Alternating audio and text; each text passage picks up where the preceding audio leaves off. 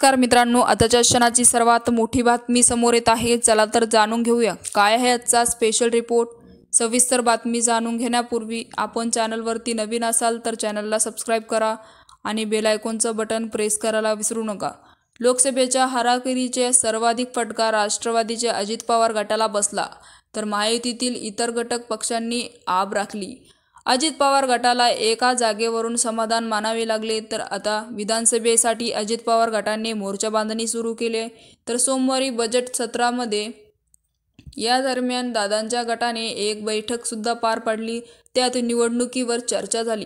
त्यानंतर दादांच्या गोट्याने विधानसभा निवडणुकीसाठी नरेश अरोरा यांनी रणनीतिकार म्हणून नियुक्त करण्यात आले आहे।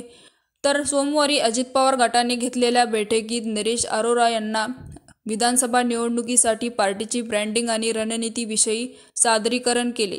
त्यानंतर त्यांची चर्चा केली।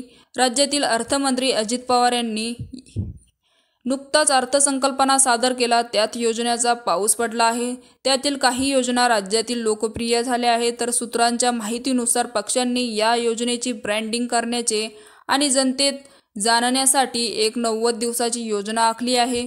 तर अजित पवार यांना पक्षाचे नेते म्हणून ब्रँडिंग करण्याचे आणि मेकओव्हरवर काम करण्याचे ठरवण्यात आले आहे। तर त्याची प्रशासनाने पकड शब्दाचे पक्के दादा, सर्व आश्वासनाची पूर्तता करणारे, दिलेले शब्द पाळणारे नेते, रोखठोक अजित पवार यांना दृष्टीने ब्रँडिंग करण्यात येणार आहे। तर महाराष्ट्र विधानसभेच्या 288 जागांमध्ये राष्ट्रीय काँग्रेस पक्षाचे 2 गट मिळून 53 जागा आहेत। तर जुलै 2023 मध्ये अजित पवार यांनी काका शरद पवार यांना धक्का देत राष्ट्रीय लोकशाही आघाडीत एनडीएमध्ये प्रवेश केला होता। तर अजित पवार गटाच्या दाव्यानुसार त्यांच्याकडे 41 आमदारांचे बळ आहे। तर महायुतीत सरकारामध्ये अजित पवार यांच्याकडे 8 मंत्रिपद आहेत।